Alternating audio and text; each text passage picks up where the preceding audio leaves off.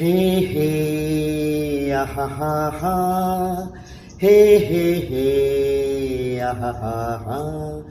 tip tip बरसा पानी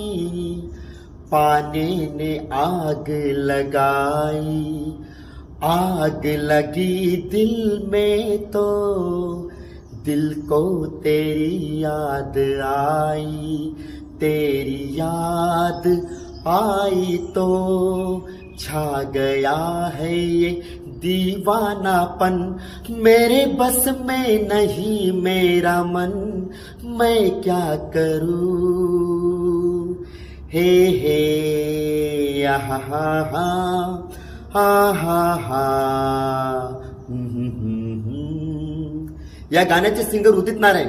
हे गाणं परफॉर्मन्स करत असताना या गाण्याच्या माध्यमातून उदित नारायणला मस्ती आली काय हा सुद्धा मोठा प्रश्न निर्माण झाल्याशिवाय राहत नाही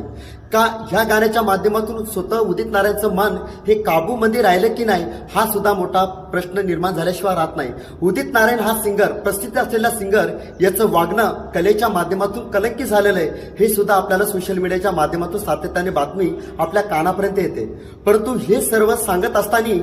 उदित नारायणचा परफॉर्मन्स एका ठिकाणी अधिक संख्येने असलेल्या हजारोच्या गर्दीमध्ये होत असताना उदित नारायणची चाहती उदित नारायण सोबत सेल्फी काढण्यासाठी आली परंतु अधिक प्रसिद्धी भेटावी म्हणून त्या चाहतीने उदित नारायणच्या गालावरती किस केलं आणि त्याचं प्रत्युत्तर या उदित नारायणनं तिच्या होठावरचं चुंबन करणं हे सुद्धा तितकं तुम्हाला काय वाटतं याच्यावरून म्हणजे हे महत्वाचं आहे का की एखादा गायक प्रसिद्ध असून तू अशा प्रकारची कलंकित वागणूक जर एखाद्या चाहत्यासोबत करत असशील तर याच्यातून आम्ही नेमका तरुणांनी नेमका आदर्श काय घ्यावा हा सुद्धा मोठा प्रश्न पडल्याशिवाय राहत नाही आज उदित नारायणनं केलेलं कृत्य यावर जग जाहीर आज कमेंटच्या माध्यमातून खरंच माझ्या सहकारी मित्र बांधवांनी कळवावं की खरंच उदित नारायणने केलेला हा पराक्रम चांगला आहे का